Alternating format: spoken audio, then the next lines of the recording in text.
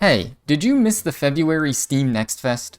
You know, the event where you can endlessly dig for hot new upcoming indie games and try out their demos?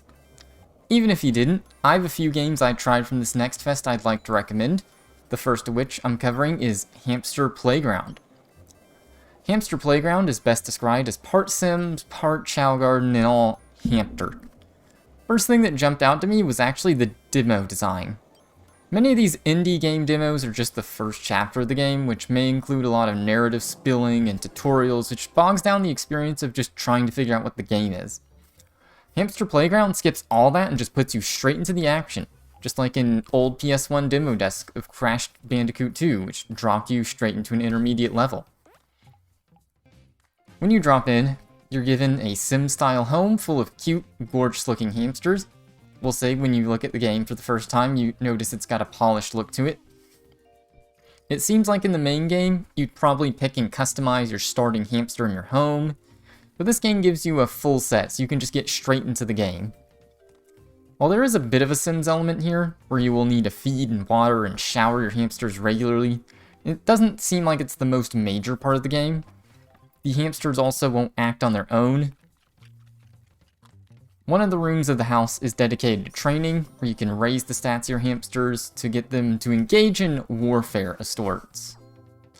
You can enter various hamster activities, although the only two in the demo were races. The two races were somewhat reminiscent of Chow races, but it's a bit more interactive with QTE minigames you have to play in order to guarantee the success of your hamster. Your hamster's stats alone isn't what wins the games. You can also do these activities online, but I wouldn't count on that being a major part of the game. The pessimist in me considers what most indie multiplayer games struggle with. There's not really a lot of people queuing online in those generally. Going back to the Sims elements, you can also dress up your hamsters, and the races give you currency to both level up your hamsters and buy new clothes for the hamsters, including a large bee outfit. Money can be spent on home furniture as well. It seems the gameplay loops between pimping out your hamsters for looks and destroying in races and in other events to go back to pimping your hamsters. Overall, I enjoyed this demo and liked what I saw enough to wishlist it. The presentation is excellent, including the soundtrack, which has a bit of a silly vibe to it.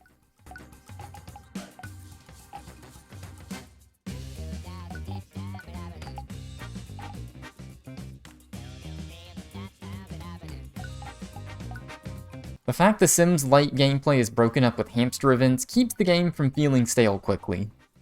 Despite this, in the demo I did feel there wasn't really that much to do in the game. Perhaps seeing everything in the final product will help break the monotony that was presented. Otherwise, this is at least a fun romp for a little bit, and provided this isn't priced too high, this should be an easy game to recommend. Unfortunately, the demo isn't available anymore, so you can't go out and try it yourself.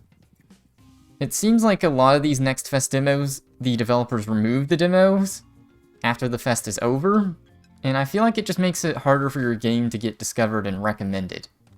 I don't really like it. All you can really do is wishlist it, and maybe the demo will come back when the full release occurs, which is in Q3 2022, so about a half a year away. Finally, I would like to go over the PC settings, just so everyone has an easier time understanding how this game will run. It seemed to have a decently fleshed out settings menu, with separate volume sliders and a bit of basic graphics settings, but not too many graphics settings for scalability. It did have a controls tab, but I never looked at it and I can't reinstall the demo to check it, so I'm not sure if this game has rebindable controls.